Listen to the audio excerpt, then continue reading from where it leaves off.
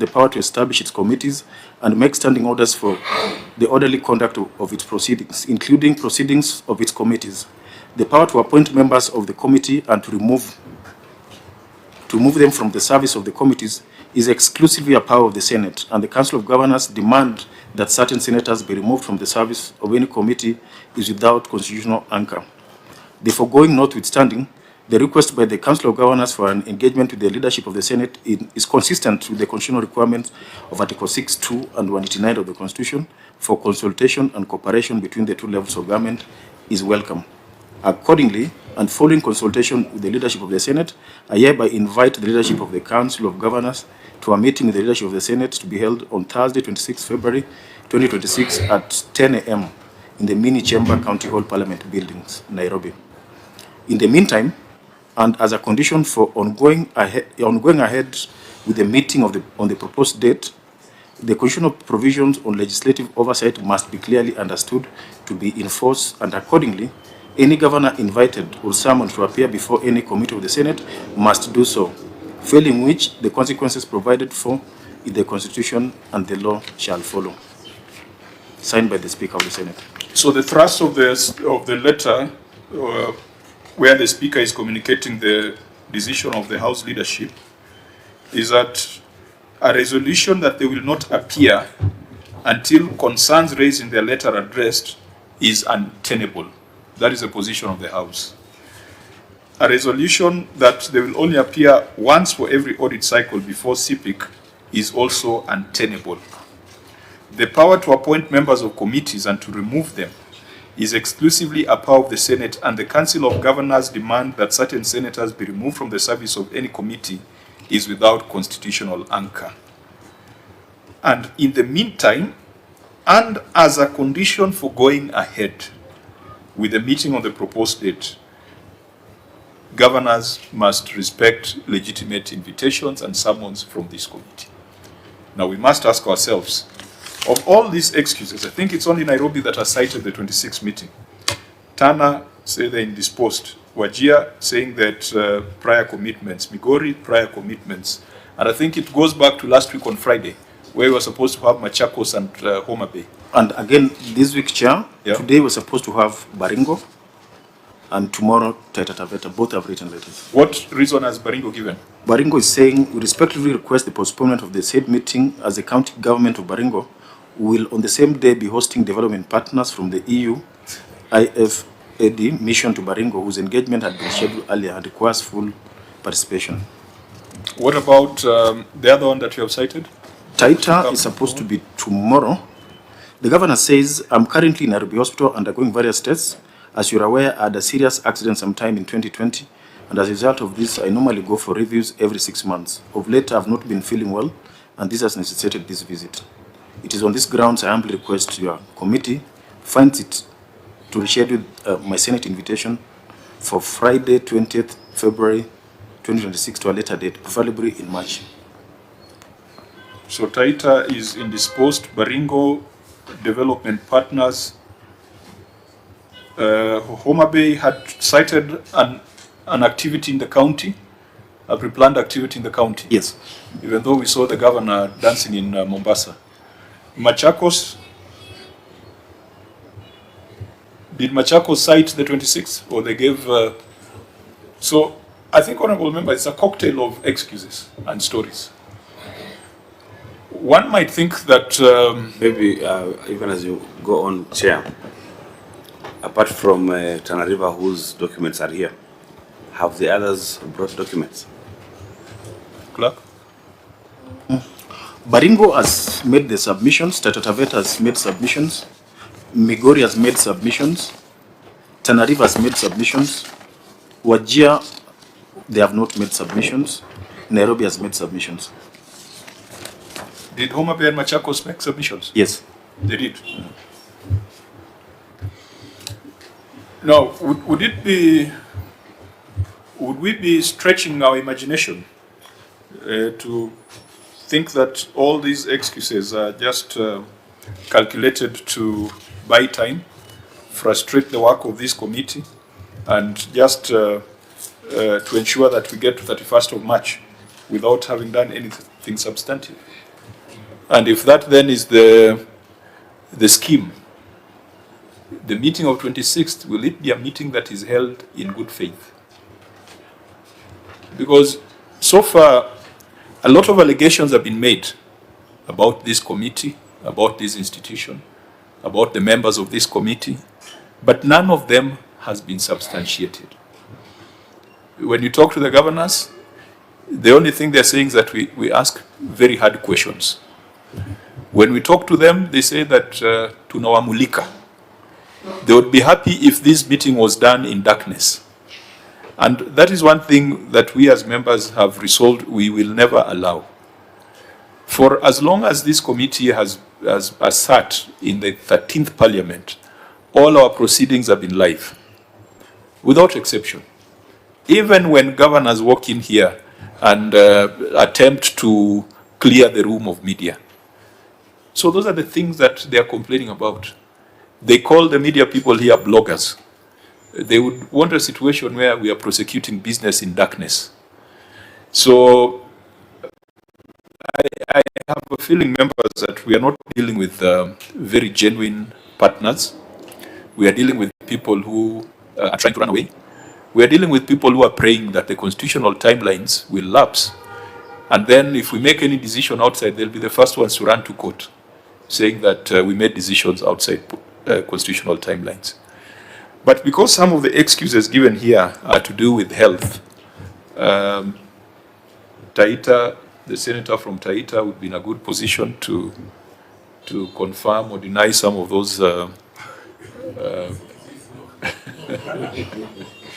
I think the senator is not a doctor, but if he comes with documentation to the effect that he was given a sick off, we would then look at how to behave.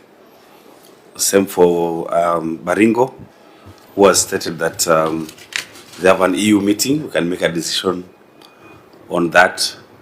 Nairobi has said that they are waiting for the meeting of 26th so that they can then, that group thing and that flocking instincts, an instinct that is very common in sheep and not in humans, that then they can start appearing after that. I don't know, Chair, how you rule on this one, because then we need to ask ourselves if you have suspended the provisions of the Powers and Privileges Act, because this is not the first time we are having excuses and reasons for not attending and seeking for postponements. So then how would we determine whether this one is because of the global picture that we have, that they don't want to come because of the prevailing conditions, or is it normal seeking for postponement because of the normal, exigencies of duty, so that then you can decide whether to re-invite or to summon again? That is maybe the decision that would be required to make, the ruling that would be required to make moving forward, Chair.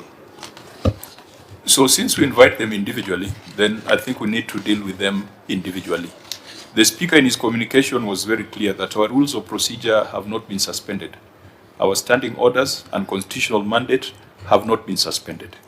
And he said that as a condition for going ahead with the meeting on the proposed date, the constitutional provisions on legislative oversight must be clearly understood to be in force, and accordingly, any governor invited or summoned to appear before any committee of the Senate must do so, failing which the consequences provided for in the Constitution and the law shall follow. I think that was very clear. So members, does not, I'll get your views, but I mean it's black and white. Senator. Thank you, Chair.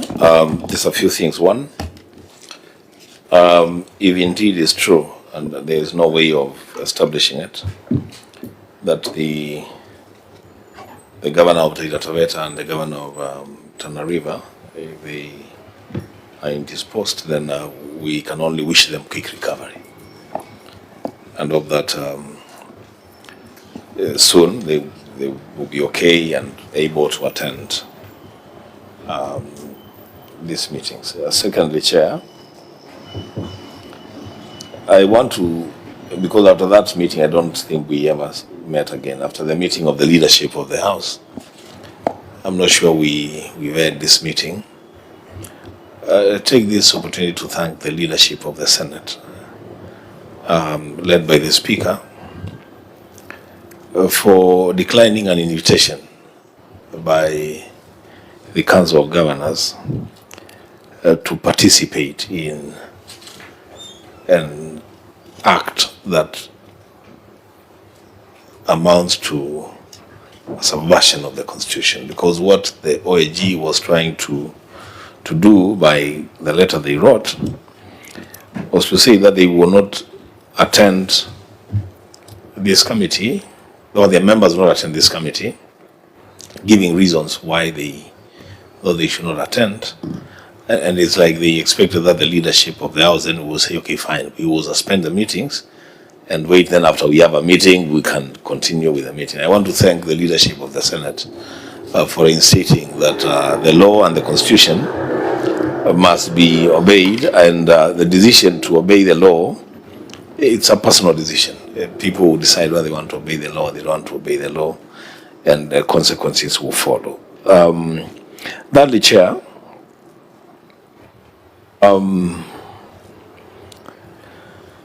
now that the leadership has pronounced itself on this matter, and you have read that letter to all of us, and I think it is time for the Speaker of the Senate to write back to the OAG and suspend the meeting of the COG, yes, COG, and suspend the proposed meeting for February 26th. Because in our letter we were saying that yes, the meeting will happen. We'll try to iron out whatever issues needed to be ironed out. But before that meeting happens, appearances must continue. The committee must continue to undertake its responsibility. Now that it would appear like these governors are not appearing, then I think we should suspend that meeting until such a time that everybody complies with the law. Lastly, Chair, I see no problem. I see no problem in the choice that governors have made, that they may not want to be asked questions about accountability. We have reports that we have received from the Office of the Auditor General. We have gotten responses from some of those governors. I think, Chair, for us to do is begin doing our final reports based on the responses that we have received from governors, and make recommendations by 31st, Chair. By 31st, the commitment that you should give this country is that there will be a report for every county from the Senate Public Accounts Committee on the audit queries raised by the Auditor General. If governors choose not to come and appear and defend their positions, it's a choice they have made. They make their bed, they should be willing to lie on it. I thank you. Senator Sifuna. Chair, I want to join my colleagues in their sentiments. I was part of that leadership meeting in the Senate. The Senate had no problem. In fact, the guidance of the Speaker was that because we all operate in the devolution space, if people want to have a conversation with us, they are always welcome to do so. But there were conditions that even in doing so, you can never oust the Constitution. And therefore, anyone purporting to decide who sits where or when and how many times they appear before committees, that one, as a House, we have already taken a position we are not going to entertain. If indeed you want to be voting on who sits on which committee, you have to be a member of the Senate. Just last week, we were inviting the new senator from Baringo to join the National Defense and Foreign Relations Committee, on which I sit, because that is the power of the Senate. I didn't see the COG voting on that particular position. They have not issued a letter on whether the senator of Baringo is fit to sit on that committee. That is none of their business. So for me, as the senator for Kituya said, and is part of the leadership, I am also part of the leadership in the Senate. By the way, I don't know if the governors themselves will also dictate on which members of the Senate leadership will come. Because if they have a problem with Sifuna in the Public Accounts Committee, do they also have a problem with me in the leadership meeting? That is a question they have to answer. And so far, we have not heard from them. Some of this, you can see the games that are being played. It is them thinking they can dig in. But Senator Kitui, even with us proceeding with our reports, there's also constitutional powers that this committee has. Unfortunately, Chair, I missed the meeting with the IG Kanja because, as the country is aware, I was dealing with some other matters that were also urgent on that particular morning. But I was happy that the IG confirmed that he is ready to enforce directions of this committee. So they will not run away. And just like they think they can name and shame, we can also name and shame. Different from them is that we don't name and shame based on rumors and conjecture. We have audit reports. We have audit reports. No amount of mudslinging will change the fact that you raided your Kipes account to fund a border event. It doesn't matter what you say about Sifuna. It will not change the fact that you threw a speaker's badge for 5 million. That report was not prepared by Sifuna or the Senate. It was prepared by the OAG, people with constitutional mandate to look into their books. So, as a member of the Senate leadership, we have taken note. I have personally taken note of the contempt the governors are showing the entire House, because it was a resolution of the House communicated by the Speaker that before any meetings happen, they must come to the Senate Public Accounts Committee. And now that they have refused, there will be no meeting, because that was a condition precedent. Let them continue mudslinging. They can call another press conference if they want, but we will continue with the work that we have sworn to do in this particular House. And Chair, I want you to remain firm. We want to remain firm. The entire House is behind you. The entire House has expressed support for this committee, because we will not be cowed. We are not cowards, but we are not people who can be bullied. If you think you can bully Sifuna, I think you need to look for somebody else to bully. Not me, but it will not happen. Thank you. Thank you for... You didn't even need to re-emphasize that. I think it's in the public domain that some people are unworkable. Vice Chair, we can pronounce ourselves. I think, first of all, I want to thank the EACC. Kinoti, you have shared with me some of the action you have taken. I think in Vihiga, you have already swung into action in terms of investigation. In Bungoma, you have swung into action. Which other counties have you started investigating on the basis of the conversations here? Chair, I can confirm those two that you've mentioned. Okay. Vihiga and Bungoma. And Bungoma. But we are also working on the others. Yes. Yeah, so you know, to accuse a committee where the EACC sits of impropriety is to accuse all the institutions that sit here, from the EACC to the National Treasury to the control of budget. And I think, thank God that our proceedings are live, that we never have any conversation in camera. So EACC, thank you for taking that proactive action. I hope that the control of budget also, on areas where we asked you to be proactive, for example, the non-payment of gratuities in some counties, like I think Trans Nzoia was one of them. I don't know whether you have started some conversations on that. Yes, Chair. We've already done our back to office report in the proceedings of this House. Okay. Yeah. Yeah, so let's make sure we take action from the relevant institutions. I also want to thank the leadership for making it clear that there are things that the Senate is not going to tolerate. The Senate is not going to accept to be directed and controlled by the Council of Governors, in as much as Article 6 and Article 189 of the Constitution require consultation and cooperation. Consultation and cooperation does not mean direction. from one arm of government. So the leadership has made it clear that if the meeting of the 26th is to go ahead, then the governors must first of all comply with legitimate directives from the Senate. The issue of appearance is not optional. And I know Senator Wambua, out of frustration perhaps, has a feeling that we proceed and write the reports. But that Article 125 makes it mandatory that when Parliament issues a commission or invites or summons any person, it is not optional. And the Inspector General of Police confirmed that. So the law has not been suspended, the Constitution has not been suspended with regards to governors, and we shall do everything necessary to bring them to account. One of the biggest things that governors fear is sitting here. And I think they've said it clearly that the public naming and shaming, some of them say, is detrimental to their re-election. But if they are doing the right things, they should not be afraid of the Senate. If they are doing the things according to the book, if they are cooperating with the Auditor General, that should not be a matter of concern.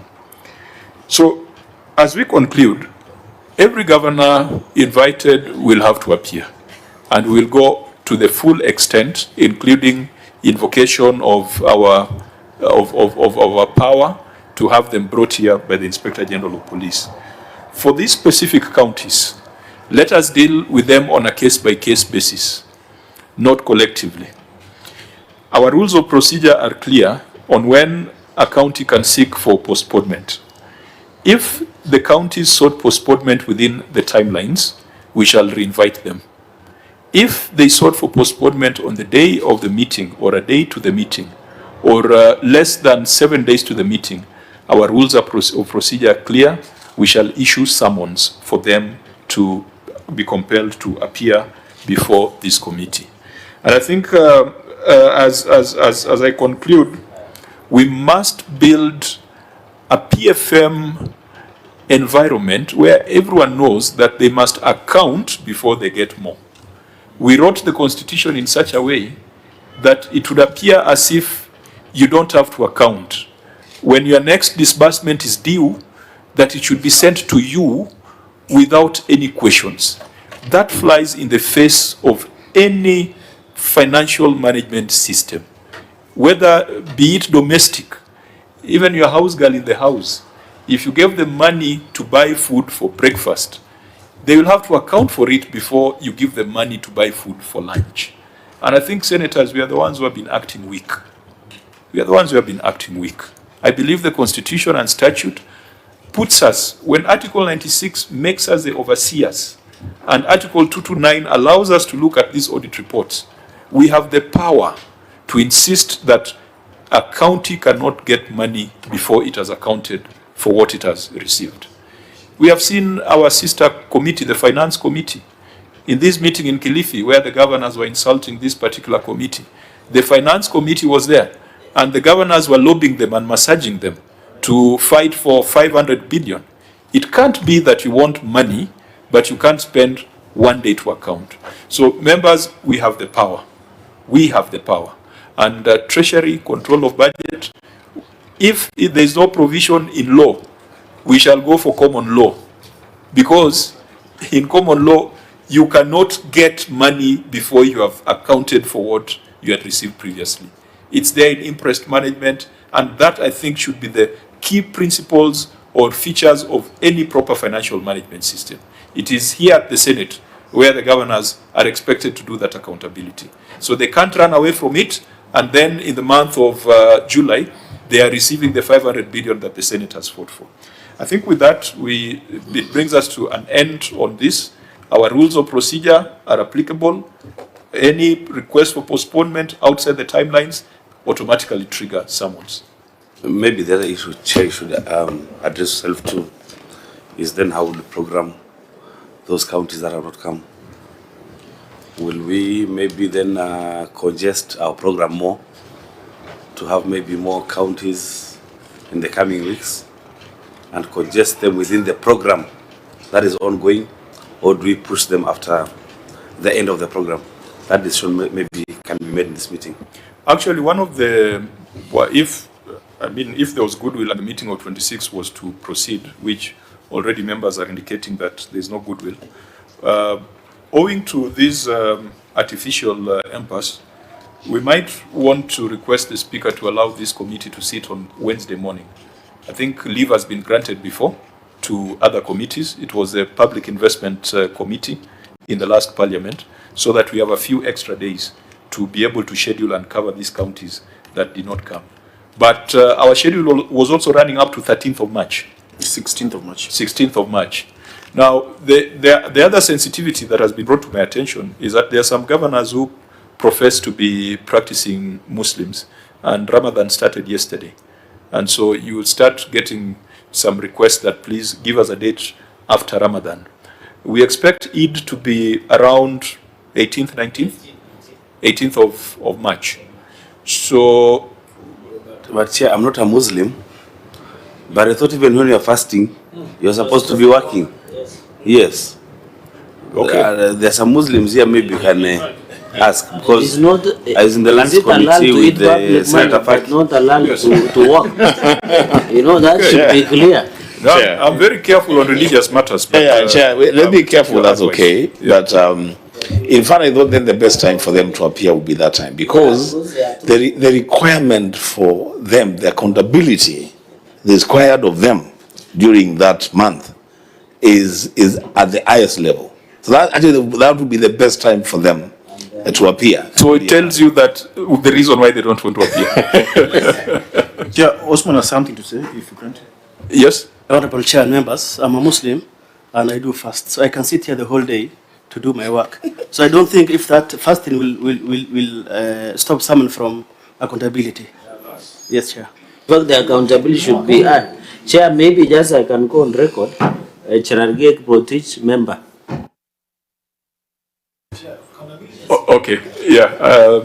So then I think I'm being oversensitive as far as religious convictions are concerned. So let's then go with what the Constitution requires. Chair, even Because- I can speak as a Catholic. Lent began yesterday with Ash Wednesday. Yeah. And the only thing we are scaling down is consumption of red meat. But not work. We will continue working. Okay, so then let that not be a serious consideration. But I think, Senator Vice Chair, you had asked, we could ask for Wednesday, if we agree, for Wednesday morning to allow us to complete our work. And yes.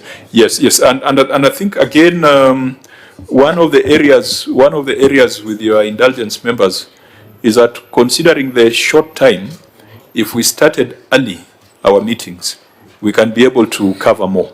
So if we agree, I know these members here, some people are usually in the gym by 6 in the morning, so it's not impossible to start our meetings a bit earlier so that we can be able to cover more. I think those are things we can canvass. Now, we had said that there were some reports that had been drafted by the Secretariat for us to adopt. But in our little conference, members feel that the recommendations we are making this time cannot be the generic ones, where we are just saying keep in view or administrative action. So members have expressed a desire to apply their minds and apply themselves to the recommendations, so that they are firm, their recommendations that speak to the severity of the offenses, and their recommendations that assure the public that Senate is not just making noise. So we had agreed that we should retreat to look at these reports, rather than just projecting them on the wall and saying, move on to the next page. Now, we have a retreat next week for Senate leadership. No, for the entire House. It's confirmed. Yes, it's confirmed. From 26th. Yes, from Thursday evening. From Thursday evening. So it means we can't do our own retreat before then. What if we said we schedule a retreat maybe at the coast the following week, and then do the coastal counties at the coast at the same time? We deal with Mombasa, Kilifi, Tana River. Kwale has already appeared. Yes, and maybe Lamu.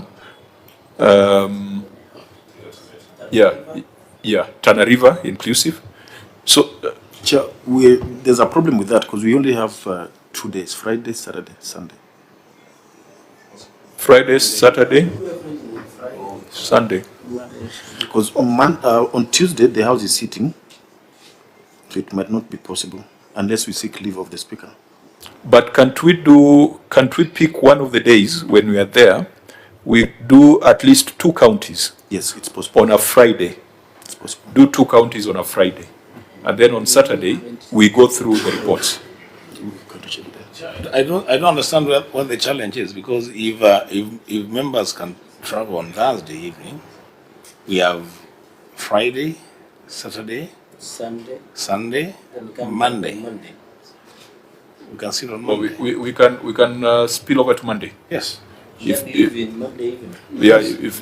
members agree, Yeah. because sometimes it interferes with some weekend activities. But if we are in agreement, if we are in agreement, and leave Monday afternoon. Monday afternoon. From Mombasa. That would mean we reschedule other entities we had scheduled for Friday, 6th March, which are 8 in total, the county assemblies. I think it would be untidy to go into county assemblies before we are done with the county executive. Actually, on county assemblies, I want you to schedule a meeting with CAF and SOCAT. I'm told CAF are meeting the president today at KICC. I'd like us to schedule a meeting with CAF because I've gotten a request from Bungoma. I've gotten some requests from the Speaker of Bungoma seeking the leave of the committee to allow them to make some expenditure on SOCAT.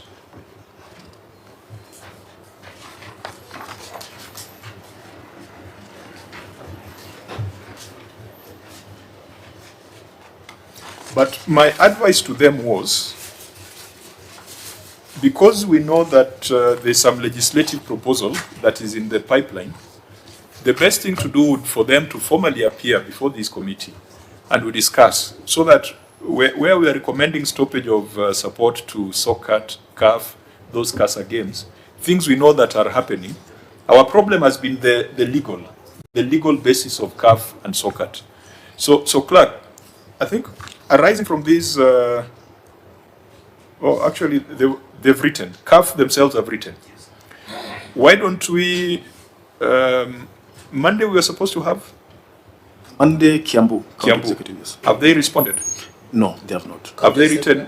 Executive. Have they written any letter? Yes, acknowledging our letter. But they have not even submitted. Not confirmation of attendance. Tuesday?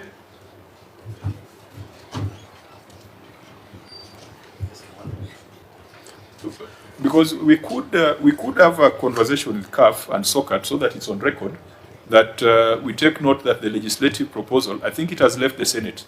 It is before the National Assembly. So that we stop surcharging them for these contributions to CAF and SOCAT.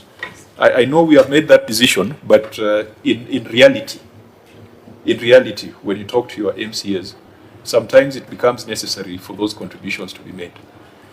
It offends the law because CAF and SOCAT are not audited. But if there's something going on, if Parliament is going on with some process to regularize it, then maybe it should not be a very big problem that we hold against the members of county assemblies. Because really, in this fight with the governors, it's not just, the governors don't just have a problem with the Senate. Most of these governors would be very happy if there was no assembly. If they would just be given money to spend without question. So we need to have the assemblies also on our side in this fight. On Tuesday, we had Lamu and Nyamira. Lamu and Nyamira. No indication yet on their... None. Chair, even for Monday, with only Kiambu, we could fit CAF, say for 1 hour or 1 hour and a half. The only challenge with that is the timeline. Today is Thursday. The notification. Yes. Or the notification. No, but they're usually very flexible. I can see their letter is dated 16th February. They are around here in town. I'll probably look for some of them informally so that we can see if we can have a meeting next week before even that meeting of 26th. Because if governors do not want to appear before the Senate, then definitely they will not want to appear before county assemblies. So we must be together in this fight against impunity. So so it's possible. Members are saying they can sacrifice the weekend, and we go up to Monday. So you reorganize. We can reschedule those assemblies that were to come on Monday, so that that weekend we are done with the coastal counties. Mombasa has shown great impunity. Great impunity.